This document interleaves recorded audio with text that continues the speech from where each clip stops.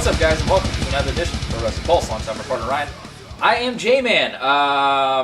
So now we are on to the second installment in the Pro Wrestling Pulse Exile series. We finished up with Ryan's Great Balls of Fire pay-per-view, which was an outstanding card that he booked for Raw, making Raw infinitely watchable, more watchable than what it has been, at least the last time that we watched. Again, if you are new to this series, go back and check out, go ahead and pause it here, open up a new tab in your laptop. I guess if you're on your cellular devices, it'll probably be a couple scrolls down. But check out the intro video to the Exile series. You'll see what's going on here. We took over the rosters. I am taking over SmackDown's roster immediately after Money in the Bank, which was the last show that we watched. We have not watched anything except for Joe and Lesnar, which we were actually shooting this the night of Battleground. So we have not watched that yet, even though it's in. Now we're going to be uploading this the night of Battleground. Great Balls of Fire, actually. Oh, what did I say? Battleground? Yeah. This is the night of Great Balls of Fire, not Battleground. We're going to upload this, which is currently today, the day of Battleground. Probably is what we're going to upload this. It's kind of a weird thing when you shoot videos and you plan on uploading it in the future. You're like, hopefully I'm alive by that point, you know? Hopefully this could be some, memoir for everybody out there. But yeah, we're going to be uploading this Battleground night. So yeah, that pay-per-view is coming up tonight, probably is when I'm going to upload it. But tonight, for us, in real time, it's Great Balls of Fire. So we're going to be watching Joe versus Lesnar. It's the only thing that we have allowed ourselves to watch. So up to this point. So now we are on to Battleground. My Battleground card for SmackDown. As Ryan did, he kind of went over a lot of the things like match by match and explained the storylines. I have a little bit of lead up into, I had a lot of stuff that actually went down before Battleground, after Money in the Bank. So I'll get into that now. So I took over immediately after Money in the Bank. The SmackDown immediately after Money in the Bank. Daniel Bryan was scheduled to return. He's been on break because having his new daughter with Brie, so he's been having that time off. So he said, which even when we were watching Money in the Bank live, I'm sitting there like, both Shane and Daniel Bryan weren't at their pay-per-view, but yet they're at their weekly shows. Like they weren't there to get things done at the pay-per-view because they were so pissed off what was going on at the pay-per-view. But yet, I'll see you on Tuesday, damn it. But we're gonna go ahead and fix that shit up right now. So on the Tuesday after SmackDown, or Tuesday after Money in the Bank on SmackDown, Daniel Bryan comes out, makes his return. You can see he's not his lovable joy. He's not doing his yeses. He's a little bit agitated about the shit that went down at Money in the Bank. The bullshit with Ellsworth winning the women's Money in the Bank match. The first ever women's Money in the Bank, and you have fucking James Ellsworth win it for the women. Ridiculous. And Corbin with the beatdown on Nakamura, taking Nakamura out, basically out of the Money in the Bank match until the very end. And Corbin ending up winning the Money in the Bank. So what's going to happen here is Daniel Bryan's going to book two vengeful, coming out really on fire when he comes out because he's going to come out right at the beginning of SmackDown. He's going to book two gauntlet matches, and they're going to be for both Money in the Bank briefcases. So basically what's going to happen here is for both the men and women, immediately after Money in the Bank, the SmackDown after this show right here, the men's briefcase is going to be on the line. The next week, the women's briefcase is going to be on the line. So what's going to happen here is there's going to be two gauntlet matches with the same competitors that were in the Money in the Bank matches. Mm-hmm. I'm not going to list all of them off. Whoever was in the Money in the Bank. So, and what's going to happen is since basically both people took advantage of things that happened in the Money in the Bank matches. Corbin taking out Nakamura, a huge threat in the Money in the Bank, taking, as far as name-wise and quality-wise goes, taking him out and going in to eventually win the Money in the Bank, and Ellsworth winning it for Carmella. Carmella and Baron Corbin are both going to start the gauntlet matches. So they have to come out and defend their briefcase, earning their briefcase that they pretty much kind of stole, basically, in the Money in the Bank matches. So you're going to have everybody in there, and once it comes down to the final two in the Money in the Bank, hopefully I'm not losing anybody here. Once it comes down to the final two in the Money in the Bank matches, we're actually going to hang the briefcase up that was previously held by Corbin and Carmella. Hang it up, and it's going to become a one-on-one ladder match for the briefcase. And this is going to take place on SmackDown. So in turn, you're giving us it's, for me, a device to get the briefcase on people I want. Right. And it's also entertaining matches on a weekly show, which people look forward to. And they would have something else to look forward to because I'm going to book one in the future. So I'm going to book one the next week with the women's one. And the men's one's taking place here. So the final two in the men's Money in the Bank gauntlet match is going to be AJ and Nakamura. And AJ Styles is going to win the gauntlet, climb the ladder, and grab the Money in the Bank briefcase, and is now the holder of the men's Money in the Bank briefcase. So AJ Styles has the Money in the Bank. And then the next week, in the women's one, the final two come down to Charlotte and Becky. And Charlotte goes on to climb the ladder and win the women's Money in the Bank briefcase, and kind of giving them a second chance at basically redoing that. Actually, now that I'm thinking about it, I might actually just make the women's one a completely new Money in the Bank. I may just have them fucking do a completely new Money in the Bank to take away what the fuck Ellsworth did and all that bullshit that they booked there. So, basically, taking out a Money in the Bank, Charlotte now holds the women's Money in the Bank briefcase. AJ Styles now holds the men's Money in the Bank briefcase. So we have that settled. Okay, on the July 4th edition of SmackDown, John Cena returned. He was pimped and been regarded or whatever, the free agent John Cena, which we have no idea what the fuck that even means. Still, haven't been watching, so we don't know. But he's been booked. It's John Cena. He's booked in the main event, whatever. And he's going to go for the WWE title against Jinder Mahal. July 4th, it pretty much books itself. John Cena, Mr. fucking America, not the Hulk Hogan one, going up against Jinder Mahal, Maharaja. It makes a lot of sense on July 4th. So we booked that for the main event, Cena Mahal. In the match, Cena pretty much dominates Mahal. Basically treats him like he's Jinder Mahal. The Singh brothers distract the ref. Jinder Mahal comes out with a low blow on John Cena. Mahal goes for his little finish. I don't even know what the fucking, whatever the hell, the Cobra Clutch Bomb or whatever. Cena reverses it in AA, and they're both down. So it's been kind of a grueling little thing that's been going on, and you have that spot where, you hit a move, and Cena's done it before where he hits the AA, and then they're kind of both down, but he can't go for the pin, or whatever the case may be, because the ref was out.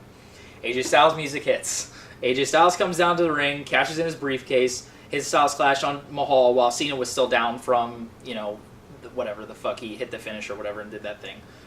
So still down. AJ Styles cashes in the Money in the Bank briefcase on the July 4th edition. In John Cena's return match, that's an important key, we need to remember that.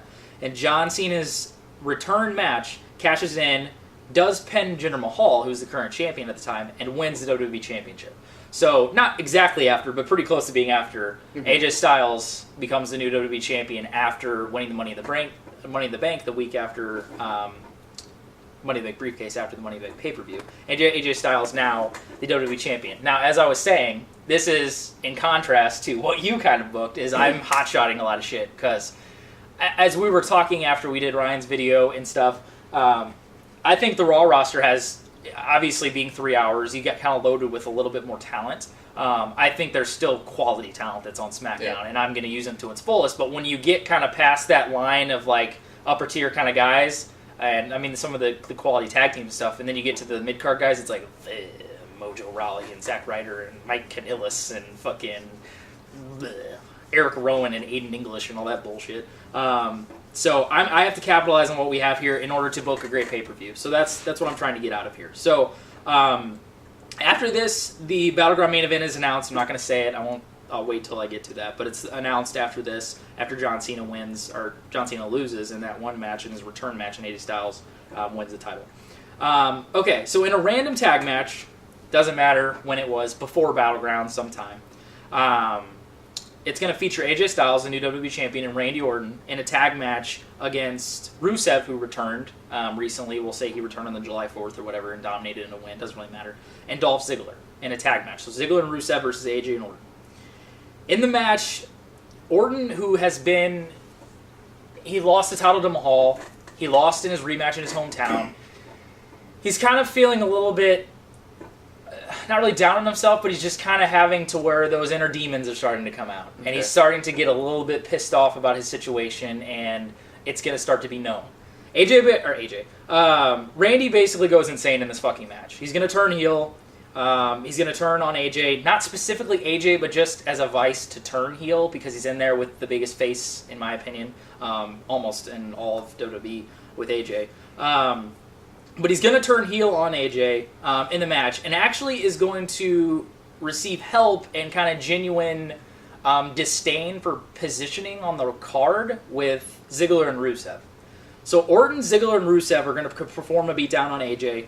They're all heels. Ziggler, Rusev came back heel. Orton is a heel now. And the three of them are performing a beatdown on AJ. Not really forming a faction, but forming a unique bond that I'll get into here in a minute of why they have a bond. Nakamura and Sami Zayn try to come out for a save. It's kind of one of those things they run off the heels, but AJ's already had the beatdown done on him. So Randy Orton turns heel, and kind of goes back to, this would be his, if I could get him to fucking do it or give a shit, would be that kind of 2008, 2009, very the murderous, fucking crazy Randy Orton that I'm going to get into. And he's not going to wear a goddamn jacket anymore, that's for fuck sure. And then the last thing that I have leading into Battleground, Orton, Ziggler, and Rusev start doing random beatdowns on newer talent. Basically meaning, well, they took out one of the biggest, newest talent, which is AJ. Sami Zayn is a newer talent. People like Luke Harper, or even a random person like a Baron Corbin, who's a newer guy. Nakamura is another one. A lot of guys that are newer to the roster and to WWE, and more importantly.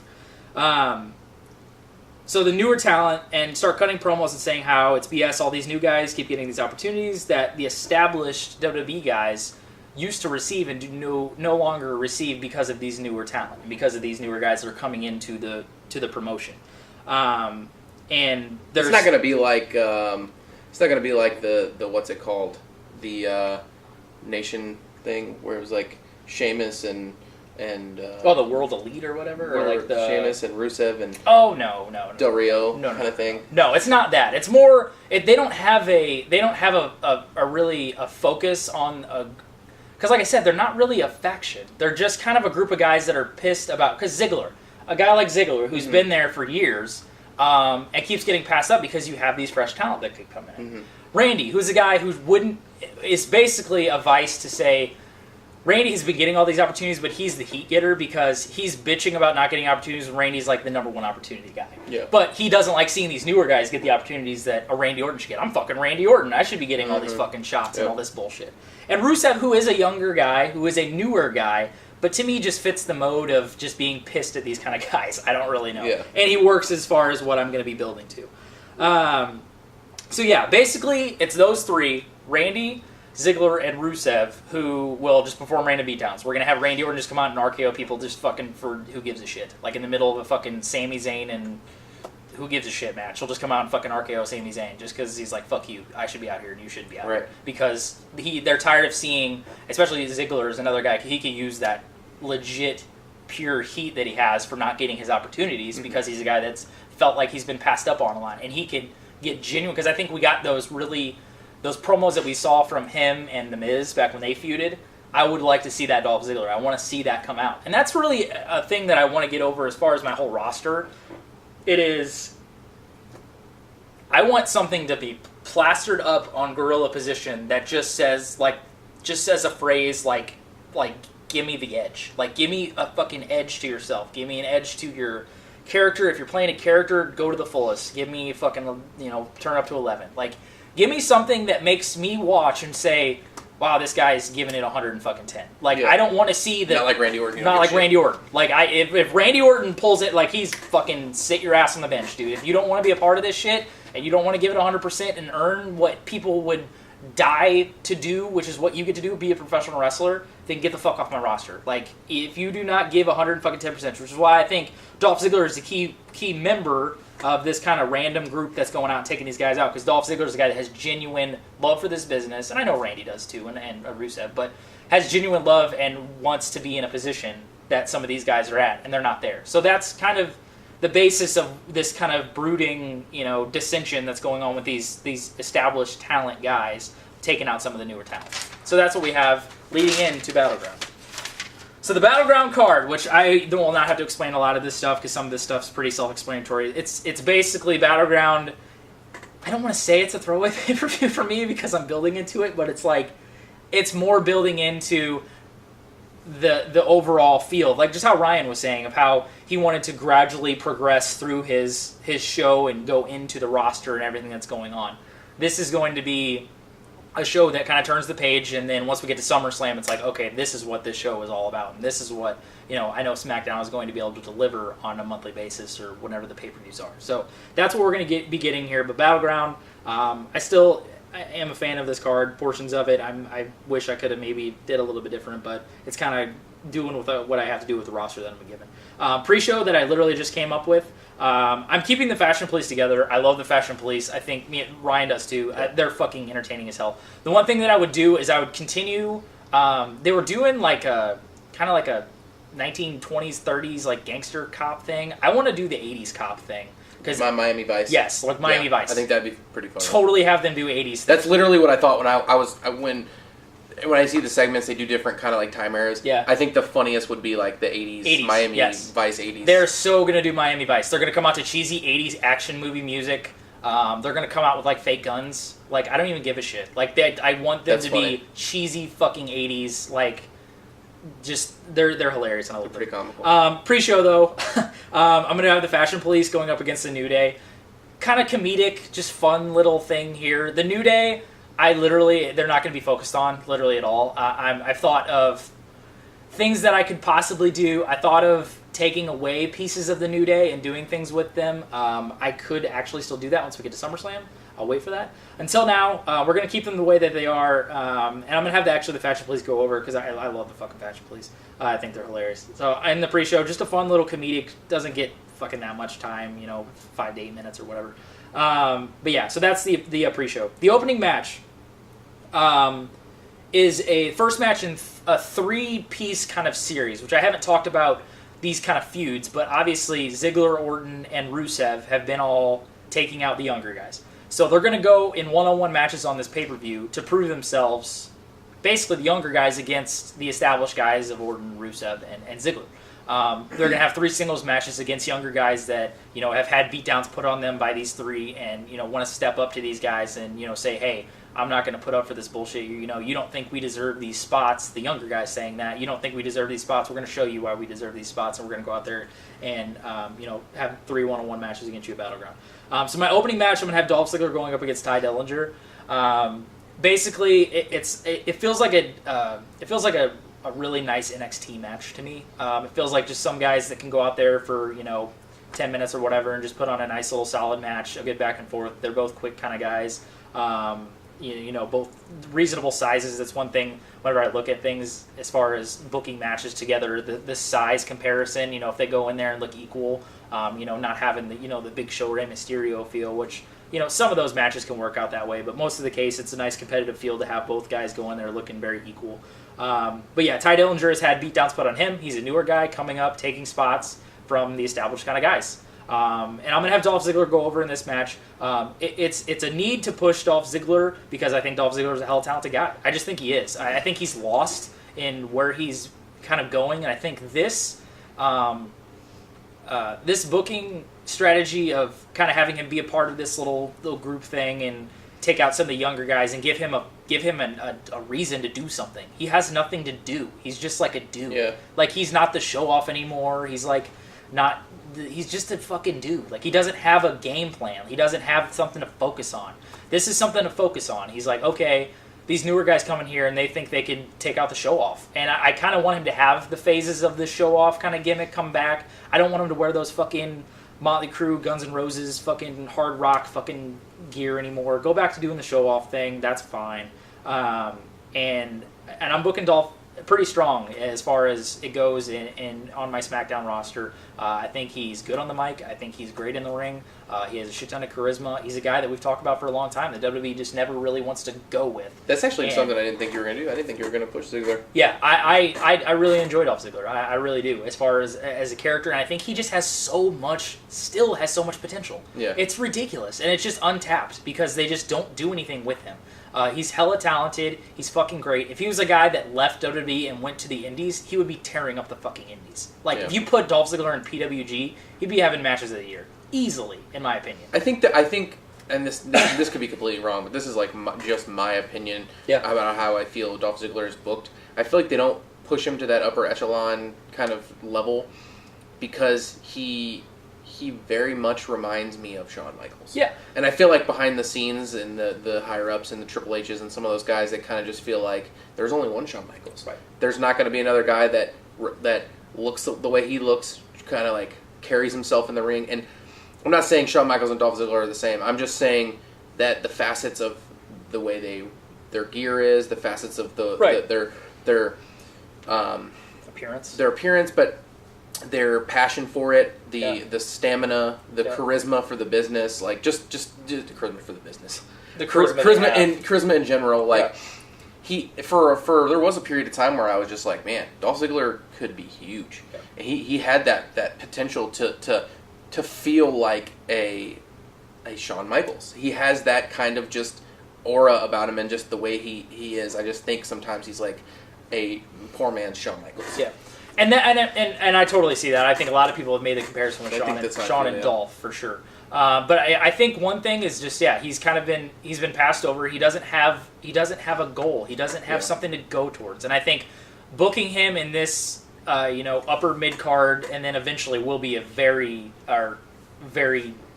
main upper card gimmick that we're doing here, because we'll get to where we're going with it. Because this has seeds that's going to be growing a fucking forest. We'll get to that, but. I'm going to have Dolph go over here, and Dolph looks strong in this, and Ty Dillinger won't look bad either. I'm not going to have Dolph, fucking smash him, but definitely Dolph looking strong. I'm getting the win over one of the newer talents in Ty Dillinger. I actually booked a segment. I actually had the Fashion Police in the pre-show, but I'm actually going to have them start to do something. And I wrote 80s style because I want them to be very much Miami Vice. The Fashion Police start talking about Orton, Ziggler, and Rusev's alliance. So basically, they make fun about their name because they don't have a name. The Fashion Police look at them like they should be a faction, like they should be some sort of group that's like, Evolution or blah blah blah. Like they're just like, in my mind, I could just see Fandango be like, they're not. What are they? Or Zevzler? Yeah. What are that's pretty funny. The Zigzag. The Rezeglertons? Just have them, combine their names. Yeah. Be like, why can't they just come up with a damn name? Just have them be really pissed off. Yeah. And basically what this starts is their detective work and their investigation to find who the leader of this group is. So who is the true leader of this group of guys? Is it Orton? Is it Rusev? Is it Ziggler? Is there somebody else that's out there? So they started an investigation on the Orzev Ziggler's, Orton's, this group of guys. So we're gonna have them start to do their little fun stuff and give them something to kind of ramble on and do segments on SmackDown and shit. Because those segments are fucking great, and I want them to have the poster boards with random names next to Randy and random names next to Ziggler. That's pretty funny. Had a picture of Dolph Ziggler when he was in the Spirit Squad. Yeah. Something like that, like Spirit Squad member Kenny Dykstra leader or something like that. Something like that in the background. Just something funny to do or whatever. The second match, I'm going to have the SmackDown Women's title line. Champion Naomi, still champion, didn't drop it before then. Going up against Becky Lynch, I'm going to have Becky just win some random, triple threat or something like that. No more contenders match on SmackDown after the Money in the Bank redo that we did here. Pretty much just work a normal match. It's not going to go very long, but what we are going to have is we're going to have both ladies down, and you're going to hear the music of Charlotte, and Charlotte is going to come out, and I'm done with these fucking Money in the Banks. They're through into fucking 4 weeks, basically. Charlotte's going to cash in, and Charlotte is going to hit the natural selection on Becky, which is a key thing. She's going to throw Naomi out of the ring and hit the natural selection on Becky to pin Becky. Now, Charlotte is still very much face. She won the Money in the Bank face, won the Money in the Bank briefcase face. She wins this title face. She's very much face. That's going to be changing. But for this moment in time, Charlotte wins it face over all those other faces, Naomi and Becky, and Charlotte is the new SmackDown Women's Champion coming out of Battleground. Next up, we have the second match in the series of the established guys that they're saying against the newer guys. We're going to have a Hoss battle. Hoss battle here. Rusev going up against Luke Harper. I just want these guys to beat the shit out of each other. I just think it would be hella entertaining. I almost did Luke Harper and Randy Orton because I think that they actually had one of the better Randy Orton matches in a long time. Yeah, because they really, really did. I really enjoyed that match. But part of me really wants to see this because I enjoy Luke Harper. I'm going to turn Luke Harper, and what me and Ryan have talked about is just a new age Bruiser Brody. That's basically what he's going to be. Yes. He's not going to fuck around with the Wyatt shit and gimmicks and stuff. He's still going to wear his grimy shit. But he's not going to be... He's going to just be a fucking badass. Like, he's going to be Brody Lee, basically. But he's the new age We're gonna say Bruiser Brody. We're gonna show footage of Bruiser Brody. Like I want them to get over to the casual fans to see who this guy is and be like, holy shit, this guy's like super old school and he's got that badass vibe. Like, the thing is, Luke Harper is actually really athletic. Yes, exactly, for sure. And that's why he's the new age, because he's got that new vibe to him. And he is the new guy that is actually going to get the win over Rusev. This is kind of a key with Rusev, is to keep him kind of like this really pissed off pit bull of this fucking group, because he is a newer guy. Yeah. So he's in with these established kind of guys, with Randy and Dolph, who have been there for quite some time, have won world championships, this and that. Rusev, who is a guy who's fairly new, been there for a couple years, but he wants to be a part of that established kind of group. Okay. But he does lose this match. But I want to have Rusev keep that edge. I want to have Rusev keep that fucking that chip on his back. So all these guys, like, I don't want Dolph and Randy to just be like, fuck, we're running through all these guys, these new guys. Like, I want to have a struggle kind of in that group where they say, hey, man, like, you need to get your fucking ass in gear. Like, if we're going to take out this new age and this new era, you got to be a fucking, you got to play that part of being an established WWE fucking guy, or you know what I mean. Kind of playing that thing. So Rusev's going to get pissed after this match. He's not going to take out Harper or anything, but I want Harper to look strong. Because I like Luke Harper. We both like Luke Harper. He's a super talented guy. He's one of the most underrated guys on all the entire WWE roster, if not all of wrestling. He's super athletic for a big guy. He doesn't look it. Like, you look at him, he's very unassuming. But he can fucking go in the ring. He has cardio. He's got everything, as far as a big guy goes. He's got it. And definitely want to get over that Bruiser Brody thing, because I want him to have some really stiff, strong fucking matches. And this is one to start off with Rusev. That's the old school, 70s, 80s fucking just hoss battle that they could have with these two guys. So I'm going to have Luke Harper winning that. Not very long. I don't want to have it really draw out. You kind of just want to have these guys just go in there, beat the shit out of each other real quick. But Luke Harper getting the win. So it's 1-1. Newer guys and older guys. Older guys, if you want to say that. But newer talent versus the established talent.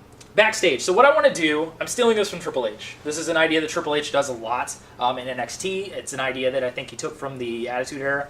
I want to start hyping main events. I want to start getting over guys. I'm going to start doing backstage interviews with guys. I want to start, building this show to its, crescendo, like building it to there. So I'm going to start just with the backstage, not Nakamura talking. Shinsuke Nakamura is not going to talk. I do not want him to fucking talk. He's not going to have a mouthpiece. He's going to be a silent assassin. I don't want him to fucking talk. I don't want him out there with his mouthpiece. How you doing? No, that was a really terrible impersonation. But you get what I'm saying. Yeah. I don't want Shinsuke Nakamura to fucking talk. Period. I want him to be very, how they say, like an artist, or like a he's like just, smile, laugh, kind of just like make faces, facial, because he's good at the facial expressions. Yes, he's very much an instrument of like destruction. He's very much he will go out there. He's very elegant in the way he moves, but when he comes down to it, he's an instrument to fucking go out there and destroy your ass. But I'm not gonna have him talk. I'm not gonna have him do an interview. Just show him warming up. Whatever. Just have the commentators talk about Shinsuke Nakamura being in the main event tonight. He's got a big match. He's preparing for it. Whatever. He's doing his silent little fucking shit.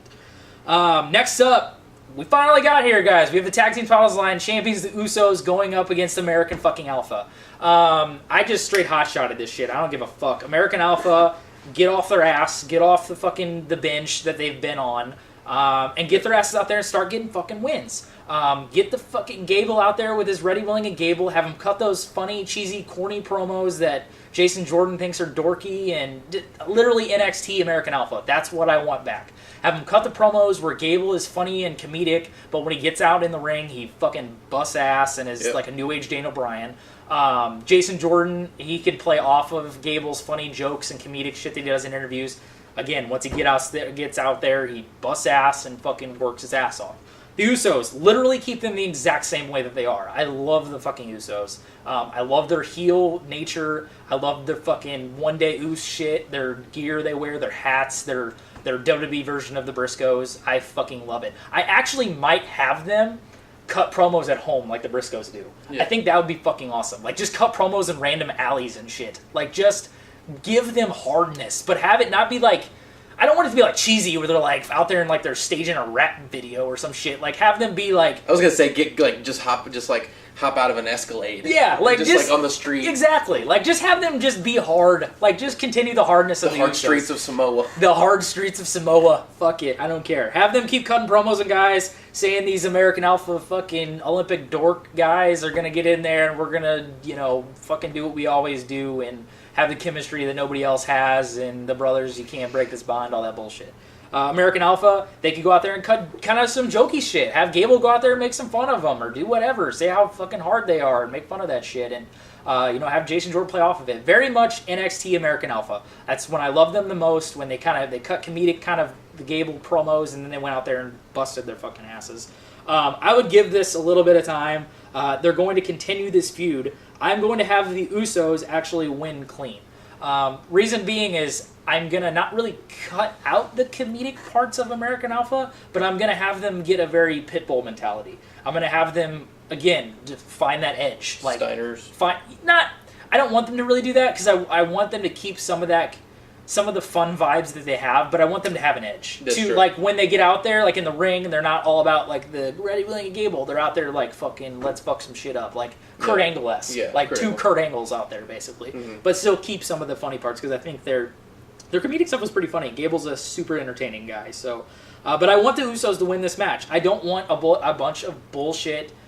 Heel wins. I don't want a lot of that on my roster. I don't find the need for it. Everybody's competitive. Everybody's equal. Sometimes guys are just better than other guys. Some guys, they're just better that night. American Alpha could beat the Usos the next Tuesday, but that night, the Usos beat them. That's just the way it is. It's right up in the balance. Yep. It's not, you don't have to say out there there's going to be some bullshit shenanigans and the Usos going to pull the fucking rope off and do this.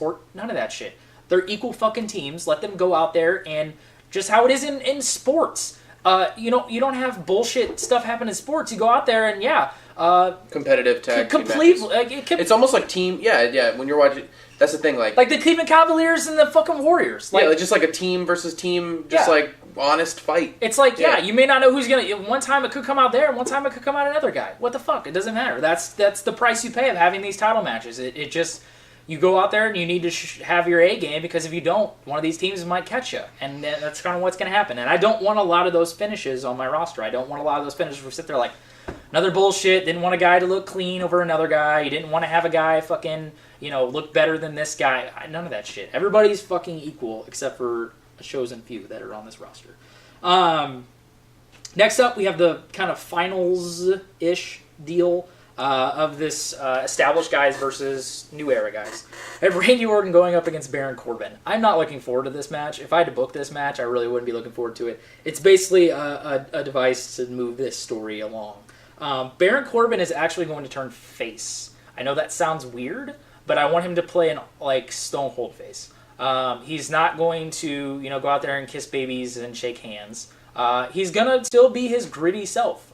He's still gonna be grungy and wearing the Black Croft gear and doing all that kind of shit. I want him to be very, still a badass. Still doing the things he does, still learning in the ring, still getting better, whatever the case may be. But I think turning him face, I think you get a lot of, you'll have those kids that'll be like, oh, he's kind of cool. He's a cool guy. People look at, CM Punk or something. Yeah. Look at his cool... Like Stone Cold, just like you said. It's like Stone Cold, exactly. He's cool. Look at his tattoos, or look at that cool shirt he wears, or that cool move, or what, very much something like that. I think that might help Baron Corbin. I think maybe people are not on Baron Corbin's bandwagon because they can't find a reason to get behind him. Maybe doing something like this could be a reason to get behind him. I think you're going to have Baron Corbin will get heel beatdowns. So Baron Corbin will be a heel in a match. Say he'll have a match with Sami Zayn. And they'll go out there, and these three guys, Orton, Ziggler, and Rusev, will go out there and attack Zayn, but they'll also attack Corbin, because Corbin's a newer guy too.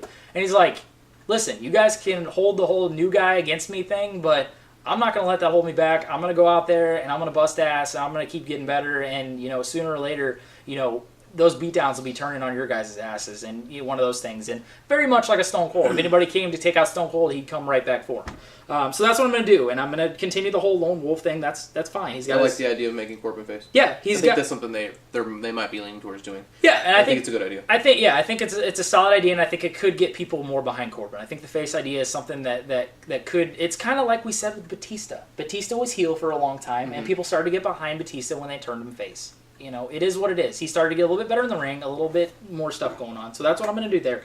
I am going to have Randy Orton get the win in this match. The end of the match is going to come with Baron Corbin having control.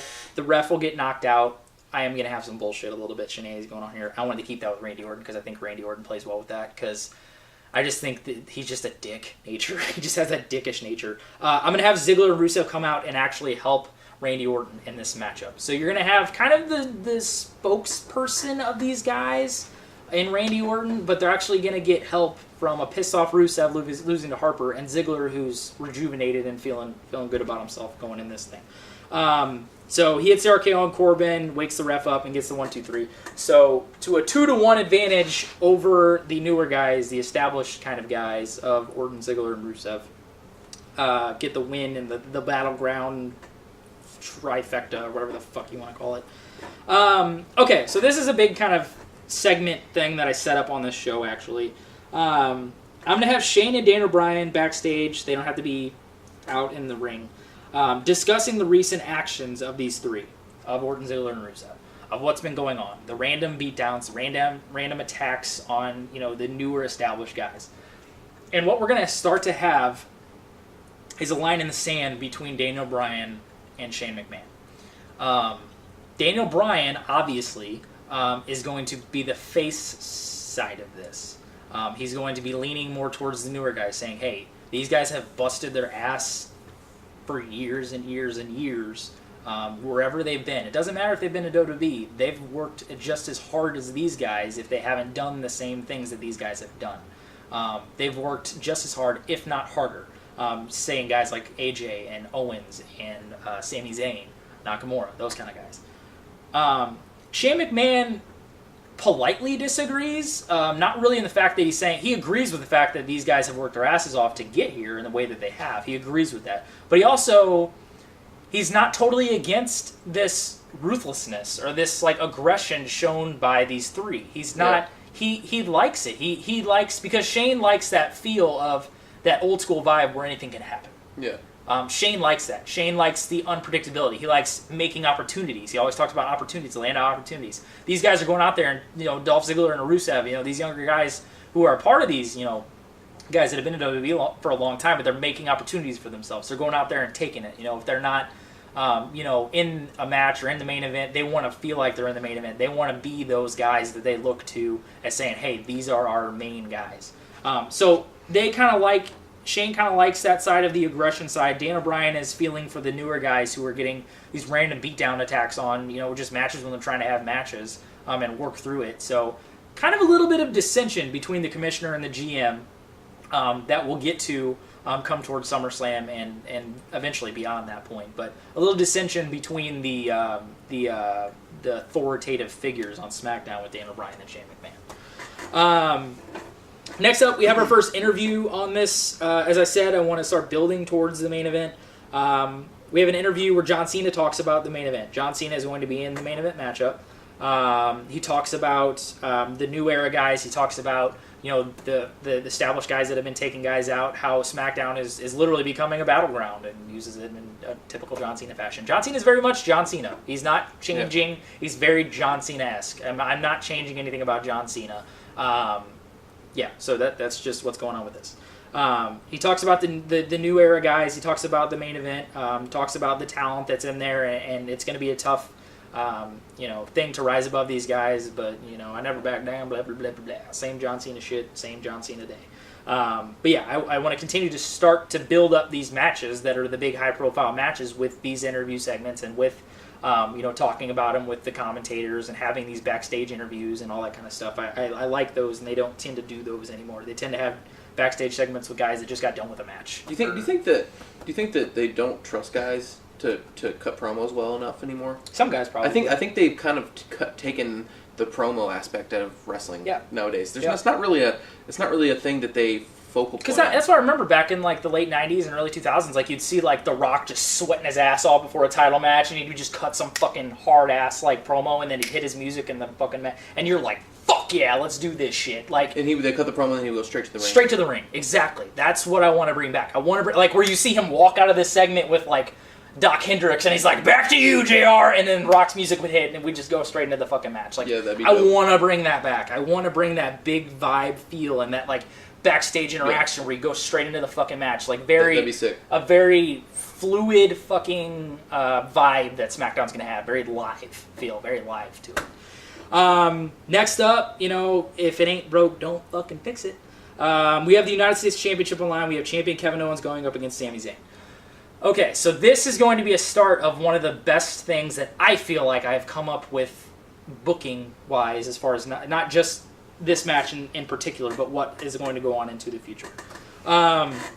This match is very much booked out of Money in the Bank. They're both in the match. They both are still rivals. Kevin Owens, still heel. He's done with the Face of America thing. I'm done with that. I'm cutting that shit out. I don't like it. It doesn't fit Kevin Owens. I don't like it. Yeah. He's fine wearing suits. He can wear suits. I agree with that. I don't like the Face of America bullshit. They're not even bringing up stuff about him being Canadian, which is dumb. Like, that should be a vocal point, and they don't even talk about it. He's just the face of America, and everybody just assumes he's American. But yet he's a heel, and it's like, what? It's dumb. I don't know. I don't like that. So just have him be KO, like, do his thing. He can come out in suits and cut promos. That's cool. It makes him feel big time. I'm all about that. Sami Zayn is going to continue to do his thing. I'm going to take, unfortunately, one of the best things that we've seen Sami Zayn done is I'm going to take the comedic thing out. The stuff that he's been doing with the funny little jokey things, I actually hella enjoy that. I think it's pretty funny in real life if they're still doing it. And where he's just like all excited about the match. He's like, what are we going to do, AJ? Come on, man. You're the fucking phenomenal one. Let's do this shit. Nakamura, you're crazy. Let's do it. Like, it's just random to see Sami Zayn do that. Yeah. I'm taking that out. I want Sami Zayn, again, to very much... He's like the number one person on this roster that is going to embrace that have an edge vibe. I want him to have that edge. I want Sami Zayn to very much embrace that, to be a huge part of his character. I want him to wear and really talk about... I want him to come out with a new shirt that says "Resist Despair." I want that to be a shirt for Sami Zayn. Make him like his heart is on his sleeve. Yes. And he like yes. in the moment he like when he cuts promos he like loses his and gets angry, loses his. Yeah, not like crazy. Not crazy. I just want him to be like, where everything he does is like it's the end of his life. Like almost very like, not that sounds angry. That sounds angry. It sounds not like everything. This is the last opportunity I'll ever get. Yes, very much so. Like his opportunity that he has, it's like live every day like it's your last type of mentality. Okay. But I want him to. I like that phrase, the resist despair, because he's gone through a lot of shitty times in his WWE career where things just hasn't worked out. The timing hasn't worked out. Whatever. That's fine. But I want him to come out with a shirt, like a new shirt that WWE comes out with. It says "Resist Despair." I like that. I want to have it on his gear. I like that. I like that phrase for this version of Sami Zayn and what we're going to be doing. So yeah, we're going to have a fucking kick-ass match. I would, if I could, time-wise, I would give it like fucking some good time. Let these guys go out there and do what they do in their sleep, which is have great fucking matches. That's all these guys do. I'm going to have Kevin Owens win this match, and I'm going to have him win it clean. I'm going to have him beat Sami Zayn. He's the better man tonight. That's how I say it. It's just tonight you could be the better man. Some night the other guy can be the better man. This night Kevin Owens is the better man, and it pisses Sami Zayn off. He really, really was going into this Battleground match like it was the be-all, end-all, crescendo to this fucking feud, and I have to win this United States Championship. It is so important to get my career on point to win this fucking title, and he does not do it. And he doesn't even get screwed out of it. He just does not win this fucking match. And he's going to resist despair. He's going to get fucking pissed off about this. He's not going to just take it laying down. I want him to beat down Kevin Owens. I want him not to like make Kevin Owens look like a bitch, but I want him to like chase him out of the ring. Like have him to where Kevin Owens is a little bit on his heels. But I do not want to have Kevin Owens look like a bitch at all in this feud. That's not one thing I want to get over. I just want to get over both of them looking tough. Both of them looking, having the edge. I want them. This is very much a feud, because it's going to continue, that is going to have signs of their 2010 Ring of Honor feud. It's going to have that vibe to where these guys were just fucking intense and just fucking on like the feud of the year, which was that fucking feud that year, which was they were just on each other. Like, the matches were fucking great. The intensity was there. The intensity is what I really want to get across, and having that edge. But Sami Zayn is going to get fucking pissed off about this fucking match. And it's going to continue. It's not going to be one of those things where Sami Zayn just sits there and looks like he's moping in the corner after another bad loss. He is going to resist that shit, and he's going to fucking put it on Kevin Owens and say, listen, motherfucker, you had me this night. This was the match I fucking needed, but I am coming for your fucking ass, and I'm not fucking backing down. Like, we are going to fight for fucking ever. Like, I don't care. So I'm going to have Kevin Owens win that match clean over Sami Zayn. Sami gets fucking pissed off after it. But yeah, that's what I'm going to have happen there. Kevin Owens retains the United States Championship. So I have everybody retaining except for Charlotte winning in the catch. Okay, so the lead into the main event. WWE Champion AJ Styles is going to cut his promo leading in, like we said, the same way that we were talking about back in the day, how The Rock would cut a promo and go straight into the fucking match. I want AJ to talk about the match. AJ is very much face. AJ has been face. He's his fucking cool, badass fuck himself, as AJ always is. So the main event is set up 3 faces. It's going to be a triple threat matchup. AJ Styles is going to talk about the main event, talk about how tough and tested it'll be. He doesn't have to be pinned, lose the title in this matchup. He's going up against 2 fucking awesome fucking, athletes and superstars that, on any given night can be WWE champion, and hopefully tonight, with what I have. Did Jinder Mahal die? What? Who? Jinder Mahal, the Maharaja? Oh, who? Yeah, he's not even on the nothing. Huh? What? Jinder Mahal? Yeah. Oh, I don't know who you're talking about. Oh. I knew that was going to happen. What happened? He was WWE champion. Somehow. I don't know if that can happen. Huh? Was he on the pre-show? I don't think he made the pre-show. He didn't even use it. He wasn't on the pre-show. That's weird. Yeah, that's awesome. It's weird. Did he get suspended? He might have got kayfabe suspended. I don't know if the roids caught up to him or not. Who knows? We'll see. Not the most. I could just have him come out, just be in an entrance. Like, he could have an entrance match and then be done as soon as he makes it to the ring and they you could have him have his own show, like his own. The Maharaja Hour. Yeah. The Maha Hour. The Maha Maharaja. The Maharaja moment. Hourglass. And it's like the Maharaja, and he just has a cobra that sits next to him. Yeah, and then he turns this little giant sand the hourglass over, and he has a show, and whenever that ends, his show. And then he leaves. Damn, did we just create a show for you? Booking it. That's all he's doing. That's what he's going to do. He's going to have the Maharaja minute. Yeah. And it'll be a minute of time that he flips over a little minute and he just talks about how shitty America is. Yay! And then leaves. There we go. Look at that. Just that's something for Jinder Mahal. Creative. Just right there. He comes out with his badass entrance with the Singh brothers. Yeah. And they sit there and they have little things on, and there's a cobra in the ring in the little thing. Yeah. And he flips over the thing and it starts the Maharaja minute. Yeah. And it has a little bulletin board, the bulletin down the Maharaja minute, and it counts down, and when it's done, the lights turn off and his mic leaves, and then he just leaves the ring. Even if he's not done talking. He's not done. His tirade's not over. You get 1 minute. Done. You get 1 minute, Maharaja. Does that include the entrance? Because he might get cut off. His entrance will be shown. Because I legit like his entrance, and I like what he's got going on with that, but no. Okay. That's what the Maharaja is going to be doing. Maharaja minute. Because you were like, coming to a SmackDown near you. These 3 guys could be champion any day, and I'm sitting here thinking, it's not Jinder Mahal. Oh, you honestly thought that Jinder Mahal? No. I was like, it's not Jinder Mahal, but I thought maybe you would use him somehow. Maharaja minute. There it is. That's what we did. I wanted us to come up with something together because that's normally what we do. So that's what we came up with. God, how would these shows be if we booked them together? That'd be fucking hilarious. Crazy, awesome. Okay, so AJ's gonna have his interview lead straight into the. Oh, hold on. What the fuck am I doing here? Yeah, so that's what I said. So what I want also is the thing that if you guys go back and watch some. I guess, again, some Attitude Era stuff. It's very, focal point of the booking that I'm coming from, obviously. But also some stuff in NXT. Again, a Trip thing. I think Triple H really likes this.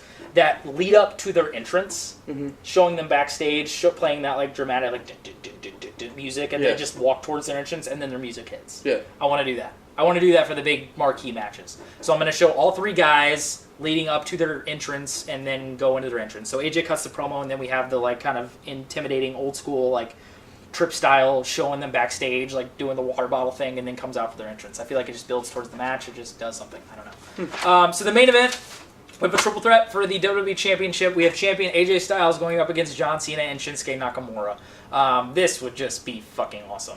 You didn't save that for SummerSlam, huh? I did not save that for SummerSlam. Got something else. I got something else planned up my sleeve for that one. I did not save that for SummerSlam. I wanted to book that here because I want 2 kick-ass main events, and I think I have 2 kick-ass main events for my 2 pay-per-view main events. Yeah, I want to give something people to watch, and I think this is definitely it. But the reason I did this is because it's not individual, because everybody, it's basically the use of Shinsuke. Everybody wants to see AJ and Shinsuke. Everybody wants to see Cena and Shinsuke. What people aren't talking about is, why don't we just put them in a triple threat and see AJ, Cena, and Shinsuke? Fuck it. So that's what I'm going to do here. Because we could eventually flip those into one-on-one matches. We could turn the tides on anything. We do AJ Cena again. We could do Cena Nakamura. We could do AJ Nakamura. We could do tons of things out of this. You'll see what happens going on to SummerSlam. Yeah, so this match is just booked like whatever. It gets 20-something minutes. It's fucking balls to the wall, kick ass. I would hope this would be fucking awesome and probably one of the best WWE matches of the year, given the talent and everything that's in there. Just hope Shinsuke can work with these guys and have the right chemistry to work a triple threat style match. I don't know if he's ever really even been in a lot of triple threat matches in Japan, or I mean, he doesn't work a lot of specialty type matches. So I think it's going to rely a lot on AJ and Cena kind of not really holding his hand. I want to say Nakamura getting his hand held, but kind of showing him how to kind of run through this, let him do his spots, let him do his thing. The end of this, I like the way this ends. I kind of came up with the ending sequence here. I'm going to have just a fast-paced kind of 5-minute typical crazy fucking spots towards the end of this. Nakamura is going to hit a Kinshasa, the knee on Cena. Directly after that, Nakamura is going to turn around and get a flying forearm by AJ. AJ is going to pick up John Cena, and hit a Styles Clash on John Cena after he hit the flying forearm on Nakamura, getting the pin on John Cena. Now AJ Styles has cashed in on a John Cena championship match and taking a title away from John Cena one time, and now he has pinned John Cena in this matchup, in this triple threat matchup, to retain the WWE Championship. So AJ Styles retains his WWE title in the main event of Battleground. After this matchup, Styles celebrates, does his whole little thing. The lights are going to hit. Lights are going to go out, come back on, and John Cena. And AJ Styles and Shinsuke Nakamura are both laid out. John Cena is outside of the ring after this. He rolled out of the ring after, the celebration, whatever, mumbo-jumbo, after AJ. But Styles and Nakamura are going to get beat down in this matchup. After that, they're laid out in the ring. John Cena will stumble to his feet to the outside, whatever. Looks up to the ramp, and we're going to see Randy Orton, Dolph Ziggler, and Rusev at the top of the ramp. Now, we do not see any interaction between any of this. This is going to play in the part of Daniel Bryan and Shane having their dissension, the dissension of the new guys and the established guys, and John Cena's just kind of in there. He's looking back at the guys in the ring. He's looking up at the guys that could come down and beat the shit out of John Cena because they just beat the shit out of everybody. But we're not going to have that. We're going to kind of have a stalemate. And John Cena's going to be looking up there, kind of intimidated, like, oh, fuck, are they going to come beat my ass? Like, he's ready to fight. And he's looking back at AJ Nakamura in the fucking ring. And he's like, what the fuck is going on here? So that's going to end the show. The kind of questioning of what the hell's going to happen next. We got all these new guys that keep getting fucking taken out. One of the biggest stars in the company, and AJ Styles is the WWE champion, keeps getting these fucking beatdowns done by these guys that want to take their spots back, that they say. And John Cena is kind of like stuck here in the middle. He's like, what the fuck am I going to do here? I got these guys that, I respect the hell out of them, and then I got these other guys who I respect parts of them. I've respected them previously in their careers, of Randy Orton and all these kind of guys, but they're taking out all these guys, and that's not the John Cena way of things. That's not like, hey, I don't take a spot back. I want to earn my spot. I want to do this or that. So that's what's going to happen to end Battleground there. AJ Styles retaining the WWE Championship in that match. And we'll see where we go from there heading into SummerSlam. But as Ryan said, after his Great Balls of Fire, I got some banana shit. Banana shit sorbet. Yeah? set up for pretty good. There's some stuff on there that I would have done. Setting up there for there's some stuff that I would have done. SummerSlam. Yeah, I like some of the stuff you did, and I would have. I like the stuff with Luke Harper because I would definitely do something with him. I like you put the American Alpha back, definitely doing stuff. Definitely agree with the Fashion Police stuff. I think that's awesome too.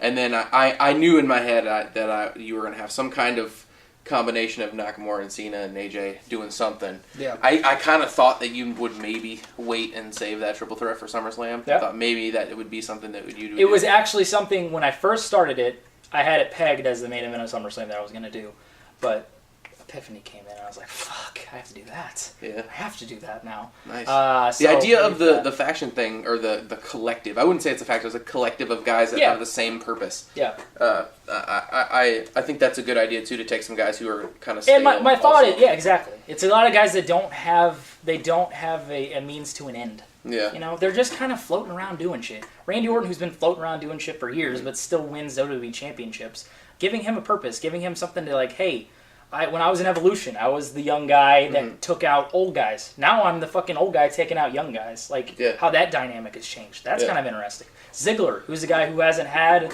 a fucking road to go down. He doesn't know what to do. This gives him a road. Hey, I'm still a young guy. Yeah. But yet I am an established WWE guy that has won championships, has won Money in the Banks, has won titles and all this and that. But yet these guys come in and are now main event pay-per-views, and I haven't main evented shit in years. Yeah. That's bullshit. And a guy like Rusev, who is still an up-and-coming guy, but feels like he hasn't got his opportunities. He hasn't gotten his opportunities as well, but is still more on the lines of the established guys more than some of the newer guys. So it's an interesting thing. We still have a lot to develop. We're just peeling off the onion on this one here, guys. So we'll definitely get back with more stuff dealing with that come SummerSlam time. But this will wrap it up until both of our collective, we get to collectively book our SummerSlam show. We're really looking forward to that. That should be some really good stuff. And with what we've got planned, I don't know what he has planned, but I know he knows it's some good stuff, and I know I got some good stuff. So WWE's going to have a lot to fucking live up to when it comes to booking up against our SummerSlam card, because I have a feeling we would have some great shit, and we'll have some great shit booked for you there. We're going to have 10 matches, 5 matches for you, 5 matches for me, and a fun, what I am coining it, a interpromotional mystery match. Interpromotional mystery. Neither one of us are going to know. We have no idea. We're going to pick one guy from the... I'm going to pick one guy from the SmackDown roster. Ryan's going to pick one guy from the Raw roster, and they're going to have a one-on-one match at SummerSlam, and they're not going to know their opponent going into the pay-per-view. Yep. They're going to come out to the ring. Flip a coin to see who wins. There we go. And that'll be that. So we'll have 11 matches total. 5 for me, 5 for him. Interpromotional mystery match. And that'll be our SummerSlam show, which will have... The build begins. The build begins to both of our big SummerSlam pay-per-view. But yeah, we'll be having that in August. As far as videos leading into that, I don't know. We might see it for something random. Again, we don't have anything WWE to really talk about. We might find something to do. Maybe we'll do like a Pulse 10 video about SummerSlam or something, or SummerSlam... New Japan. New Japan. Yeah, there's New Japan shows that we might check out. So there's some stuff with that, with the 4th of July shows, which we haven't checked out yet, but we might have something for you.